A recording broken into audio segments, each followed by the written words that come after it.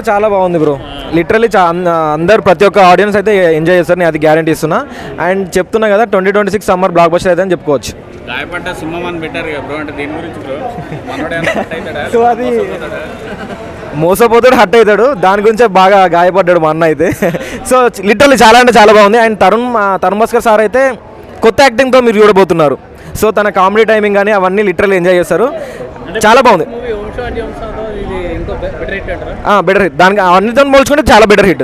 Event జరిగినప్పుడు విశ్వరూపంలో 10 గెటప్లు చూపించాడు, అది ఓన్లీ పబ్లిసిటీ స్టంట్. మూవీలో కూడా ఉంది అన్ని గెటప్స్ ఉంటాయి. పబ్లిక్ అయితే ఎక్కడ గాయపడారు, లిటరల్ ఎంజాయ్ చేస్తారు, చాలా బాగా ఎంజాయ్ చేస్తారు, అందరితో చూడొచ్చు. అండ్ పార్ట్ 2 కూడా ఉంది, దానికి కూడా మీరు చాలా బాగా ఎంజాయ్ చేస్తారు. సో పార్ట్ 2 తీయడం ఒక ఎత్తు అయితే దానికి లీడ్ ఇస్తాం కదా, సో దాన్ని చాలా బాగా హ్యాండిల్ చేస్తారు డైరెక్టర్ గారు అయితే.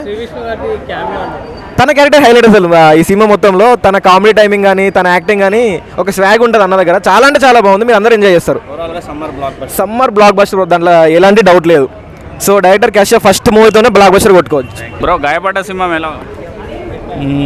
ఇప్పుడే గాయపడ్డ సింహం సినిమా చూసా, నా మనసు కొంచెం గాయమైంది. ఇంటికి వెళ్ళి లచ్చిదాకా పడుకుంటా.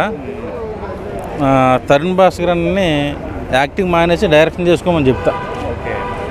అంత పెద్ద గాయమైంది, చాలా పెద్ద గాయమైంది నా మనసుకి. ఆ తేరుకోవాలంటే ఒక 2-3 గంటలు బీరేసి పడుకోవాలి. లేదు, నార్మల్ బాగుంది మూవీ. లేదండి, ఎలా ఉంది మేడం?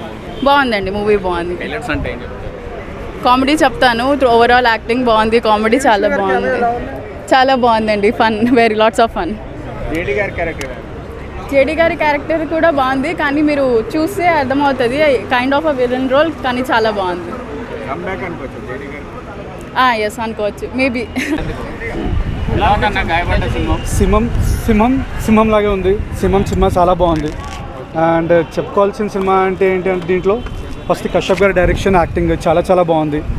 ఒక డెబ్యూటెంట్ డైరెక్టర్, దాంతోపాటు యూట్యూబ్ నుంచి వచ్చిన ఆయన, లవికా ఫ్యాక్టరీ నుంచి మంచి బ్రేకప్ కన్సల్టెంట్ సిరీస్ చేసి వచ్చిన ఆయన.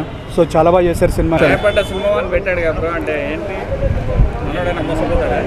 మోసపోవడం ఏముండదు, కానీ ఫస్ట్ ఆఫ్ ఆల్ ఏంటంటే మీ మూవీ చూస్తే మీకు ఆటోమేటిక్గా అర్థమైపోతుంది.